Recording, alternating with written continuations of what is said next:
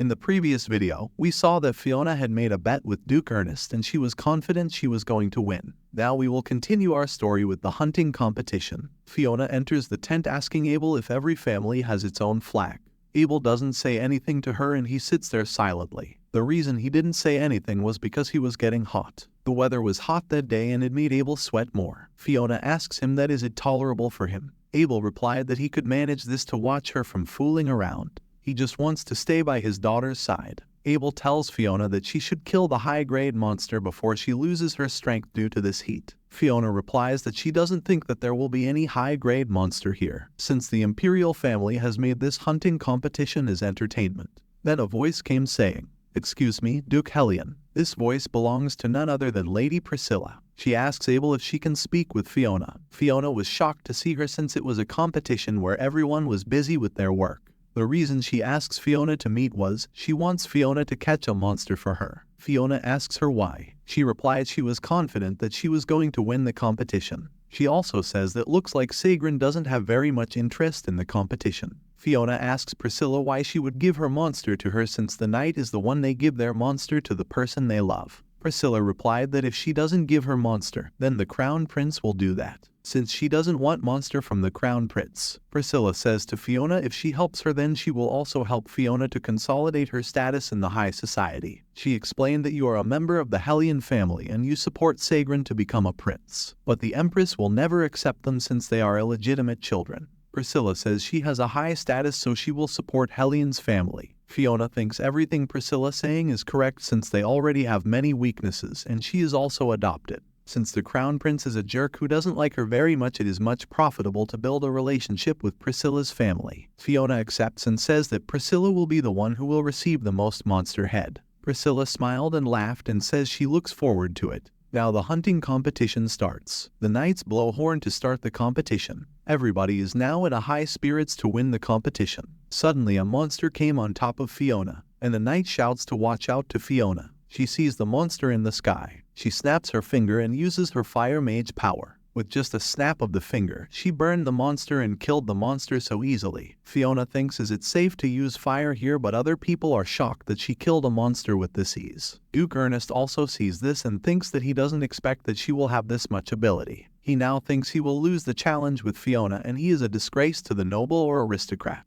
Ernest says to his knight that he wants to move to another place and he says he will cross the restrictions line. This shocked the knights and they says that they should not cross the line since there was a chance of a high-grade monster there. He rides his horse and thinks he can't lose like this. Fiona notices Duke Ernest and knight and wonders where are they going. Errant Clovis came and said he knew what going on and explained that Duke Ernest doesn't want to lose to you. Errant Clovis asked Fiona whether she heard of darkness. This shocked Fiona. Then she says yes, she has heard of them. Since darkness was the reason for Fiona becoming final boss since she can't control the darkness inside of her. Darkness is an existence that doesn't have any particular form. It creeps into everyone inside without giving any sign. Darkness shows herself when lands will become barren and the animal gets out of control and become ferocious. Fiona says that signs of darkness make animals bigger and stronger. Errant says that he knows that and even scholars are not able to find anything about darkness. Fiona now thinks that those people who have encountered darkness are all dead, since no one was able to return safely from this phenomenon. But there is only one person who survives facing the darkness itself. That person is right in front of her. That person is none other than Errant Clovis. Then we see a flashback of Errant when he was a child. He witnessed darkness and survived, but it left a major trauma to him. Since then he always carried a special magic crystal and it helped him to slow down the sequela of darkness. He is looking for a way to get rid of the darkness which exists in his body. Errant comes close to Fiona and then shows Fiona a crystal and says that it's look like a normal jewel but has magic in it. The crystal is an extraordinary crystal since it hinders the sequela of darkness. So if a mage has great magic then they can control the darkness using magic. The only one with great magic power is none other than Fiona. Sagrin entered and said, "What are you two talking? Looks like someone is jealous." Errant says that he is taking a break. He ignores Errant and says to Fiona he heard that she made a bet with Duke Ernest. Sagrin was teasing Fiona and this made her angry. Sagrin then comes between them and says that he will join Fiona in the contest. Errant also has no intention of backing down and says that it is his honor to have a break with your highness. Fiona just ignored both of them saying that she was going so you two could take your break and enjoy your time. Suddenly a horde of monsters came from the jungle. This shocked 3 of them, and Fiona thinks the contest is already over. Aaron denied, saying if the contest had over then they already would have made the announcement. Listening to this, Sagren says this means something must have happened, so they should hurry and see the situation. Now they come near the tent where Abel says to Fiona that these are the monsters caught by another hunting party. After seeing the monster, Fiona thinks that the muscles of this monster were tougher. Many monsters are weak to fire, but fire can't even pierce through this monster body. Abel says there is only one reason for this, and it is darkness. And looks like Fiona has already figured it out. Then a knight shouts saying call the medics. Then we see the injured person is Duke Ernest. Duke Ernest says that he saw a dark pitch land. He saw that animals that are encountered by darkness. In a short amount of time all of his knights were killed by them. Abel says to Duke Ernest that if you have encountered true darkness then you all have died already. Abel shouts saying everyone should evacuate the barracks now and check if anything is left behind in the hunting ground. Then a knight came and said that the monster had followed the smell of blood and they showed up to the south gate. Knight is struggling to fight with them. Sigrid shouts saying that if anybody can fight then they should raise their weapons. Fiona runs and says that she will also fight, whereas Abel says that she should stay back and support since she is tired.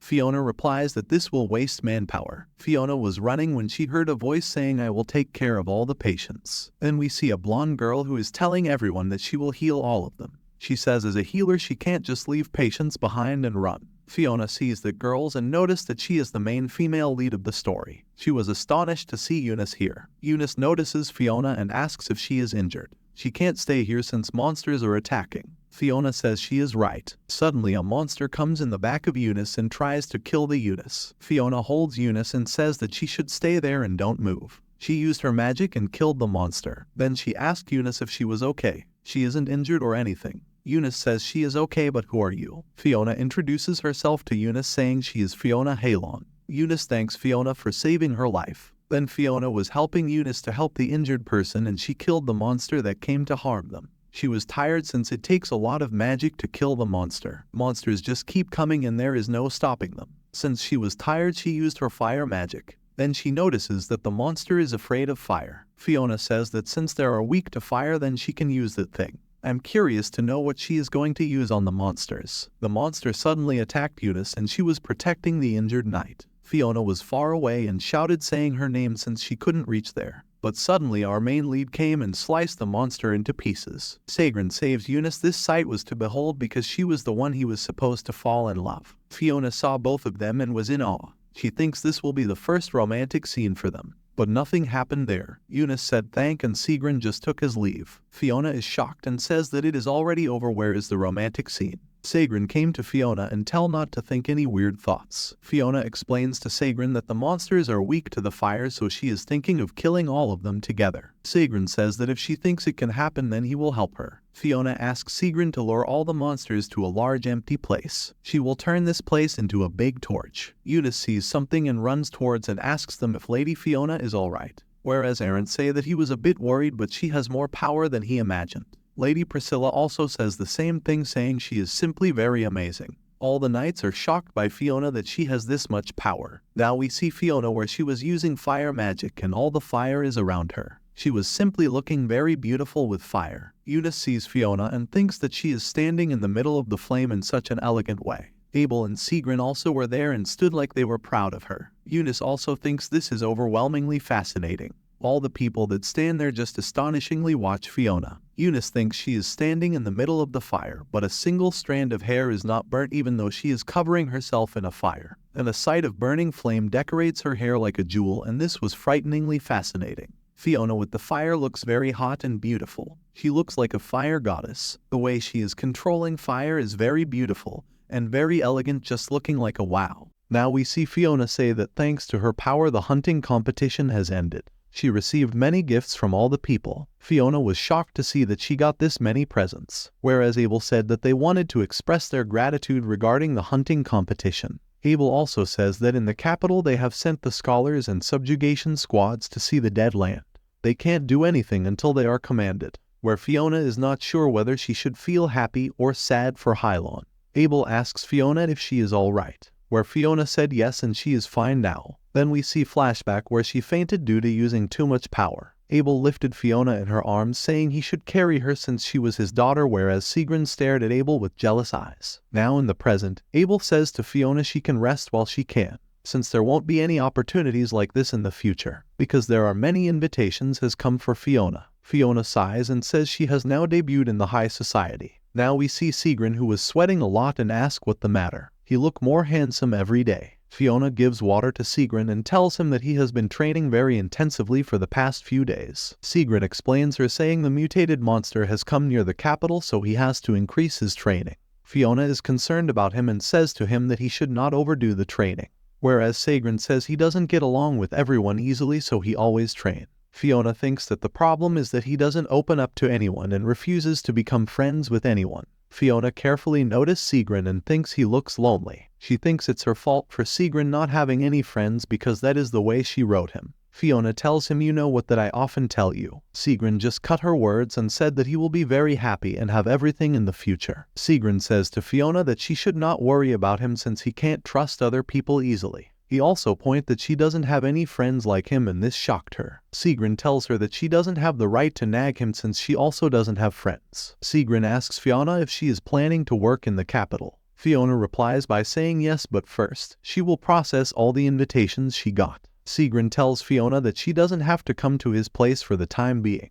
This shocked Fiona, and she says if she is getting in the way of his work. Sigrun tells her to stop getting weird ideas and tell her that is not the reason. He says that a new knight has been appointed at his palace. That knight has come from the Erech family. Fiona tells him that isn't they are being too obvious to spy on him, where Sigrun says that looks like they want to monitor him. That's why he tells Fiona not to come to his place. He tells her that she should refrain from coming here until he finds a way to kick out that guy. Fiona says she understands and says yes to him. Then we see a blonde woman who welcomed Priscilla for coming there, where Priscilla greets the women and says that you are being very generous, your majesty. Look like she is the empress, where Empress tells Priscilla that she can't believe that someone like her who is very charming and beautiful is still single. Priscilla replied saying she had reached the marriage age and she also had so much coming. Then Empress tells Priscilla what she thinks about her son. She says that both of them are in their prime and they will look great together. Priscilla says that that would be correct, but since she is still immature, she takes his leaves and leaves the palace by sighing.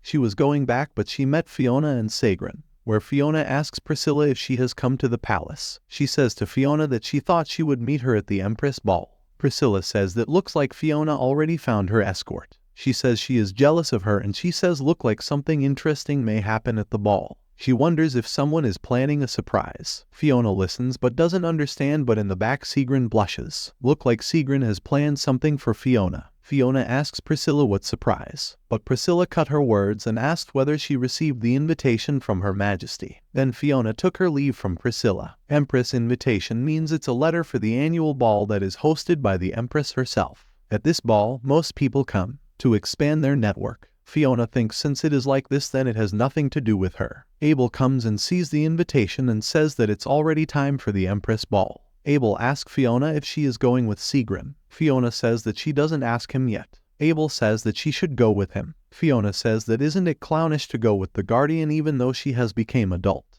Abel says it's not clownish since he is her father. Fiona stares at Abel, think is this really a cruel person, the one she wrote? Whereas Abel says that he knows she is touched by his words, so she should hurry and call him her father. Then we see the Empress ball where every noble has come, but everyone is amazed by Fiona when she comes to the ball. She walks with Abel and asks him if she must greet the host of the ball. Abel says she is right, but he doesn't have any intention of greeting the Empress. Empress says that she doesn't expect that the Duke Abel will also come to the royal ball. Abel replied saying that she is inviting him for a long time, so it would be unreasonable for him to decline this time. Empress asks Abel who is the lady next to him. Fiona greets the Empress by introducing herself as Fiona Hellion. Empress says that she heard rumors saying Duke Abel has adopted a daughter. It's very rare for a daughter to come with her father as a partner. Abel replied that he hadn't found anyone on the same level as him. The Empress says that he adores her daughter very much. It's like she heard all the rumors are false. Abel says yes to this and says that she should not believe this rumor. Empress says that he is still like this after all these years, he is as blunt as ever. Look like both of them don't get along with each other. Sigrun come and excuse them. Whereas Empress says to Sigrun that he is very rude to interpret a conversation like this. Sigrun apologizes to the Empress for interrupting the conversation.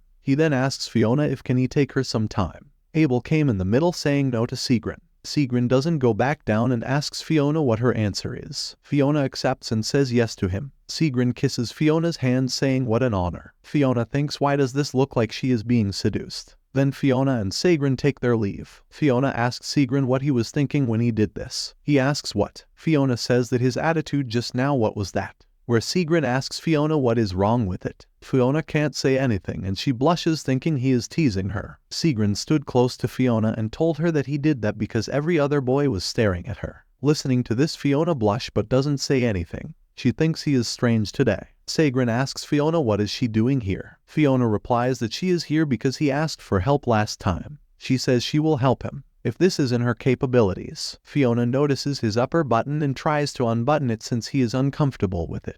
But Sigrun asks Fiona why she agrees to help him. Fiona replies saying she said it because he is someone important to her. Sigrun laid his head on Fiona's shoulder but this shocked Fiona. Sigrun tells her that she is good at making other people flustered. Fiona asks why he is flustered, whereas Sigrun says if it is like this then he will do it in his ways. Then he says to Fiona that they're going to be a night market after tomorrow. Fiona sounds happy and says it looks like fun. Sigrun holds her hand and says let's meet up there. He says that he wants to be alone with her on that day. What's going to happen when they meet alone without any disturbance? Does Sigrun plan a surprise on that day for Fiona? In the night market day? Or he is going to confess his feelings? 2 days later, we see Fiona when she thinks that the two of us will be together, and this feels like a date to her. Fiona says herself to stop overthinking. Sigrun tells Fiona that he is waiting for her, and he looks very handsome in this outfit. Fiona was shocked to see Sigrun that he had already come to get Fiona. She asked him what route he had taken to get here, whereas Fiona says that every noble usually get out using a secret passage or anything they have built. Sigrun replies saying why he should take that route since he can do whatever he wants. Sigrun tells Fiona to get going.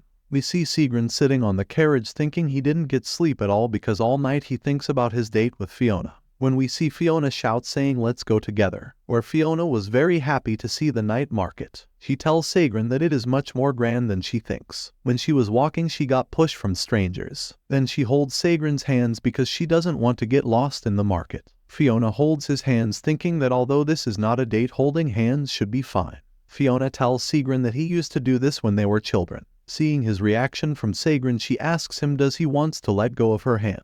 Where Sigrun replies no and says that holding hands is not a problem. He tells Fiona that the problem is him, and he blushes saying this. Fiona doesn't have any idea what Sigrun is talking about, but she thinks the festival is very interesting. Then she sees a juice. The juice stall owner asks Fiona if she is alone. He tells her if she is alone then why not go with him. But suddenly Sigrun came and told that man that she was with him. He flicked his hand and pushed him, and the person goes flying on the other side. Fiona now tells Sigrun that her face is fit to popular type of face in the city. She wasn't this much popular in the Hellion. The culprits of her unpopularity is none other than Sigrun himself, since he doesn't let anyone come near her. Sigrun tells Fiona that she looks happy when she says yes, but Sigrun says he doesn't find this interesting. Fiona now says to Sigrun to look over there, where we see a lady dancing. Seeing the lady dance, Fiona remembered that Sigrun's mother was also a dancer, so she tells him that they should go close and watch the dance together. Sigrun also says yes. Seeing him like this, she thought that Sigrun also enjoying the festival. After this they goes to their house, where Sigrun asks Fiona to watch her step and help her to come down from the carriage. He lifts Fiona and says that she worries him and he can't turn away from her. Sigrun tells Fiona to hold up and hold her hands. He says that unlike her when he holds her hand, he got his many thoughts. Both of them blush when Abel says this. He tells her that at first he just wanted to hug her or touch her. He came close to her lips saying this. Look like Sigrun is going to kiss her. Fiona also thinks that he is going to kiss her and she closes her eyes and she blushes. Sigrun tells Fiona to wake up and she thinks so it's not a kiss. Then Fiona asks Sigrun to clear one thing from him. She asks him whether he wants to do a couple things with her. Sigrun asks Fiona does he looks like a pathetic guy who stares at a woman with a hungry eyes. Then he says that he only has that type of thought when he is with her, or more exactly she is the only one for him. Listening to this, Fiona blushes very hard. She asks Sigrun is he confessing right now. Sigrun says yes, that he is confessing to her. Then he puts a hand in Fiona's hair and says yes, it's a confession. He finally said it. He says to Fiona that he likes Fiona very much. Fiona was in awe, and she was blushing very hard. Then Sigrun tells Fiona to relax and tells her that he knows that he is rushing a bit since he is afraid that someone might take her from him. He says to Fiona to take her time to think about his confession. Then he takes his leave and says goodnight to Fiona. After he left, Fiona blushed, saying, "Is this a dream?" Sitting in the carriage, Sagren also blushed. Finally, the main lead has confessed his feelings to the girl he loves. Tell us what you think will happen in the comments section. Will Fiona accept his feelings, or she will follow the novel story, or she will reject him? To watch the next part, click on the video on the left side. Don't forget to like and subscribe our channel. Thank you for watching this video.